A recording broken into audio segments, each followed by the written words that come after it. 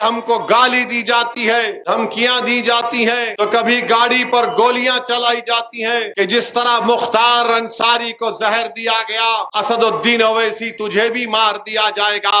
میں ان ظالموں سے پہلے بھی کہہ چکا ہوں، آج بھی کہہ رہا ہوں، مجھے موت کا ڈر نہیں ہے کہ حیدرآباد کی عوام نے طے کر لیا کہ حیدرآباد میں پتنگ اور تلنگانہ میں بی جے پی ختم۔ ایک ایک ووٹ انشاءاللہ تعالی حیدرآباد میں پتنگ کو ملے گا۔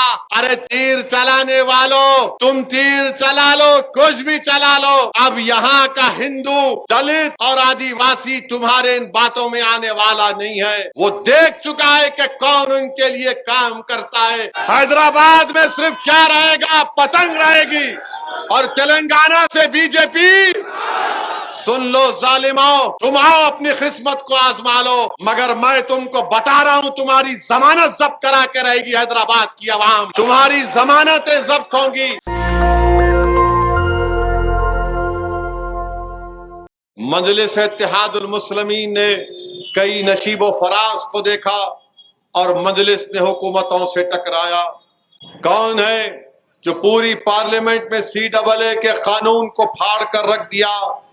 کون ہے جس نے ٹرپل طلاق جیسے غلط قانون کو جو بنایا گیا، جو مسلم خواتین کے خلاف بنایا گیا، اس قانون کے خلاف تین مرتبہ آئین کو سامنے رکھ کر دلائل کی بنیاد پر حکومت کو جھوٹا ثابت کر دیا؟ میرے عزیز دوستوں اور بزرگوں، بھارت کی پارلیمنٹ میں کون ہے جو غریب اور مظلوموں کی ایک آواز کو اٹھا سکے؟ کون ہے جس نے UAPA کے اس کالے قانون کے خلاف نہ صرف اپنی آواز اٹھائی، بلکہ اس کالے قانون کو آئین کے دلائل دے کر رائٹ ٹو ایکوالٹی کے نام پر اس کی دھجیاں اڑا دی گئیں؟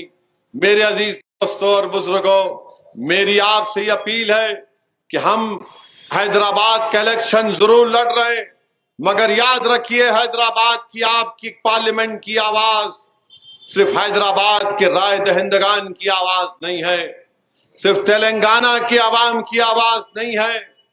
آپ اور ہم نے محنتیں کی، آج حیدرآباد کی پارلیمنٹ کی آواز ہندوستان کے تمام اقلیتوں کی ایک بے باک آواز بن چکی ہے۔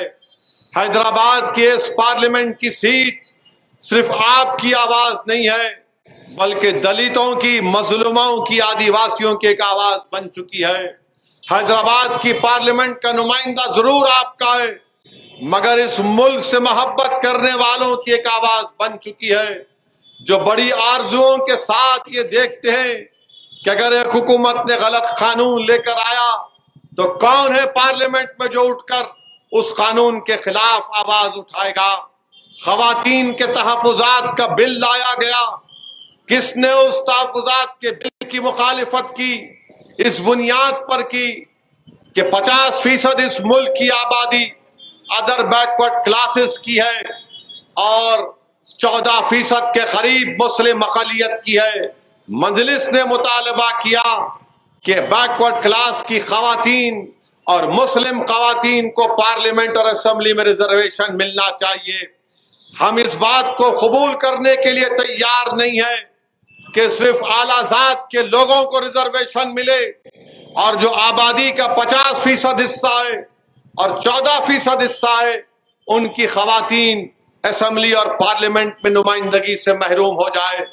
آپ اٹھا کر دیکھیے پارلیمنٹ کا ریکارڈ، آخر وقت تک مجلس نے اپنی ترمیمات پیش کی۔ ایک وقت ایسا آیا کہ موجودہ لوک سبھا کے اسپیکر نے مجھ سے پوچھا، اویسی تم ترمیمات کو پیش کرو گے؟ تو میں نے کہا ہاں میں ترمیمات کو پیش کروں گا۔ تو اسپیکر صاحب نے کہا کہ اویسی تمہارے پاس تعداد نہیں ہے۔ تو میں نے کہا سر، میں تعداد کو دیکھ کر ترمیمات کو موو نہیں کر رہا ہوں، میں سچائی کو سامنے رکھ کر اپنی ترمیمات کو پیش کر رہا ہوں۔ ہم دو ضرور ہیں، میں اور امتیاز، مگر ہمارے ساتھ زمین و آسمان کا خالق اللہ ہے جو ہم کو پیدا کیا اور ہماری جانیں بھی لے گا۔ میرے عزیز دوستوں اور بزرگوں، یہ آپ دیکھتے ہیں کہ پارلیمنٹ کے اندر کا ریکارڈ، اسی لیے آج مجلس کے اس نمائندے سے ہر ایک کو نفرت ہے۔ इसीलिए हमको गाली दी जाती है, धमकियां दी जाती हैं, तो कभी गाड़ी पर गोलियां चलाई जाती हैं, तो कभी ये कह दिया जाता है कि जिस तरह मुख्तार अंसारी को जहर दिया गया, असदुद्दीन ओवैसी तुझे भी मार दिया जाएगा। मैं इन जालिमों से पहले भी कह चुका हूं, आज भी कह रहा हूं, मुझे मौत का डर नहीं है। मरना तो सबको एक दिन, कोई इस दुनिया में आया है हमेशा रहने के लिए नहीं आया है, हम सबको जाना है। अरे कौन ये देखेगा कि कैसा तुम गए, लोग ये देखेंगे कि इसने जिंदगी कैसी गुजारी। हमारे सामने कौन किस किस की मिसालें हैं, हमारे सामने उन सहाबा कराम की शहादत है, हमारे सामने बदर और हुनैन के वाकयात हैं, हमारे सामने फातेह खैबर की कुर्बानी है, हमारे सामने करबला के शहीदों की वाकयात हैं।